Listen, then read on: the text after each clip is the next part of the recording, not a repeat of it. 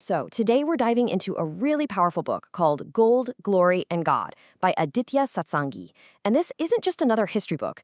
It makes the case that colonialism wasn't some event stuck in the past. Nope. It was a complete overhaul of our world, and we're still living with the aftershocks. Right from the get-go, the book hits you with this incredibly powerful idea. It calls the whole study of colonialism as civilizational autopsy.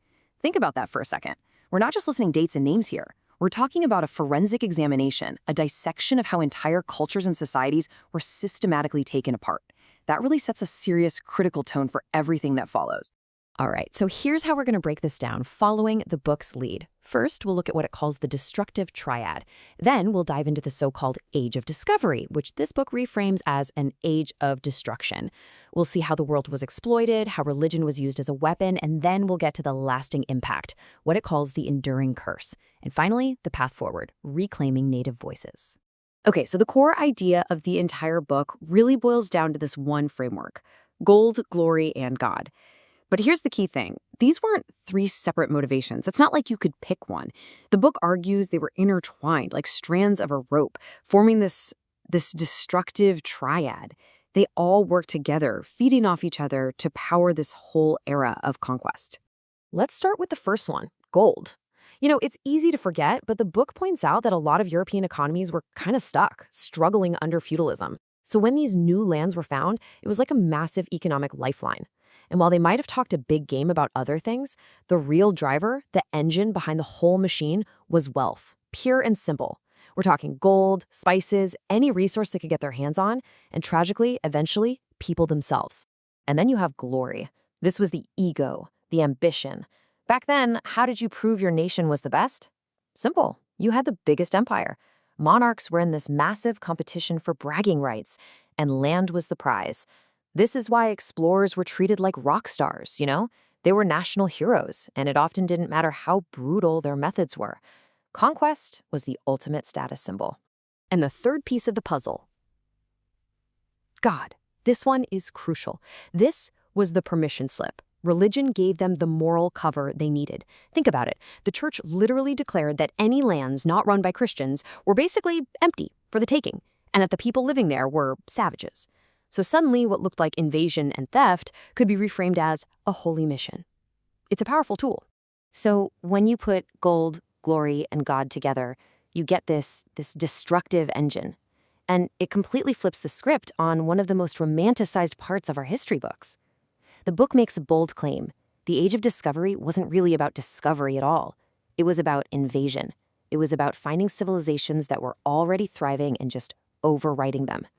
And that reframing really makes you stop and think, right? It forces you to ask this fundamental question.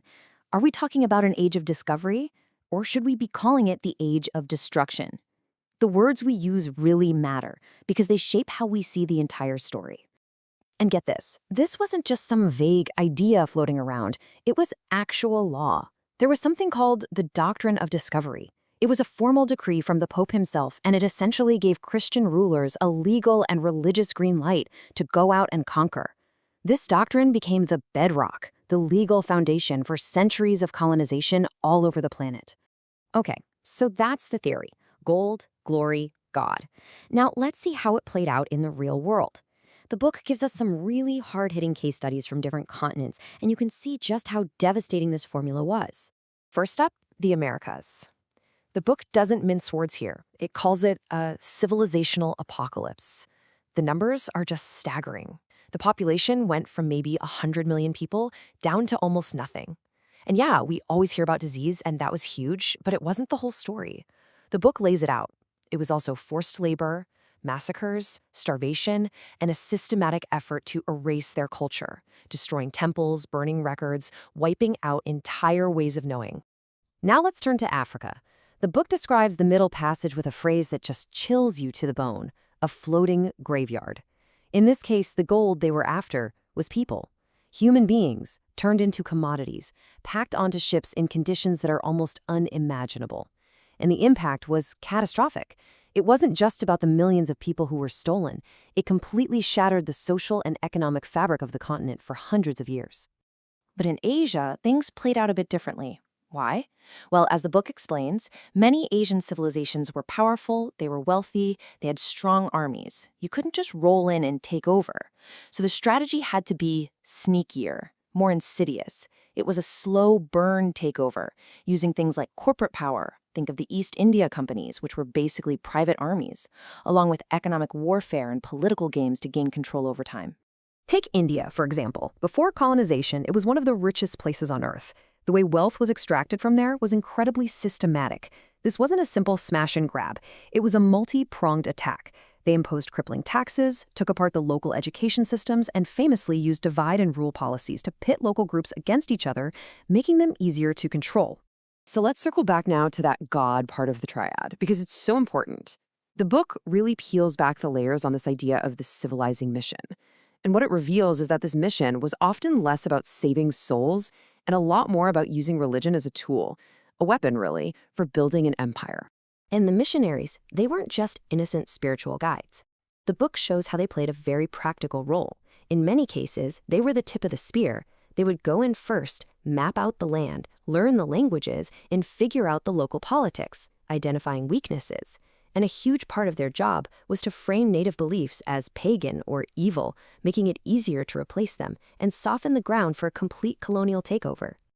Okay, so you add all of this up over hundreds of years, what's the result? What's the long-term damage? Well, the book has a name for it, the enduring curse. It's this deep, multi-generational trauma that was inflicted on people all over the world. And it's not just history. It's something that the book argues is still shaping the inequalities we see all around us today. The first scar, and maybe the deepest one, is the loss of land. It's the most basic thing. Indigenous people were systematically forced off the lands their ancestors had lived on for centuries. And that's not just losing property, it's severing their connection to everything, their food, their economy, their entire spiritual world. Then, of course, there's the loss of culture. And this wasn't an accident. It was an active, deliberate process. Languages were banned, spiritual traditions were outlawed.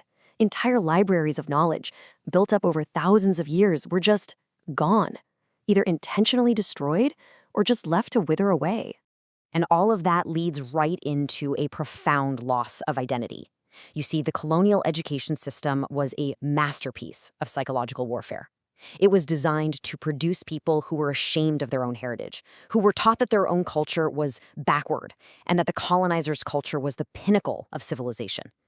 Imagine the deep internal conflict that creates in a person, in a people. And finally, you have the loss of sovereignty, the ability to rule yourselves. For centuries, these societies had their own complex systems of government. All of that was torn down. And what was it replaced with? A foreign bureaucracy. A system designed for one purpose and one purpose only, to make it easier to extract wealth and control the population.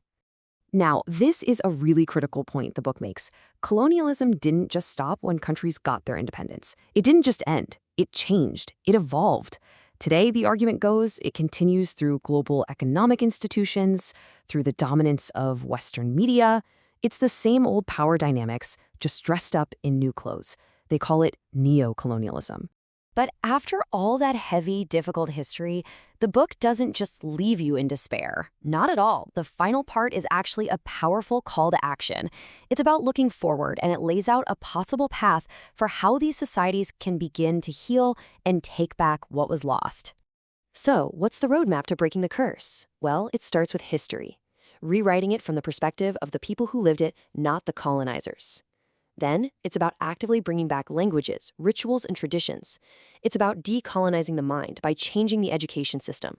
And all of this works toward the ultimate goal, rebuilding a sense of confidence and pride in one's own civilization. And so we'll close with this final message from the book, which is really one of hope. It says, yes, the scars of colonialism run incredibly deep, but they don't have to be permanent. The way to break the curse, it argues, comes down to three things: awareness, really understanding this history, revival, working hard to bring back what was lost, and unity, coming together to reclaim the future.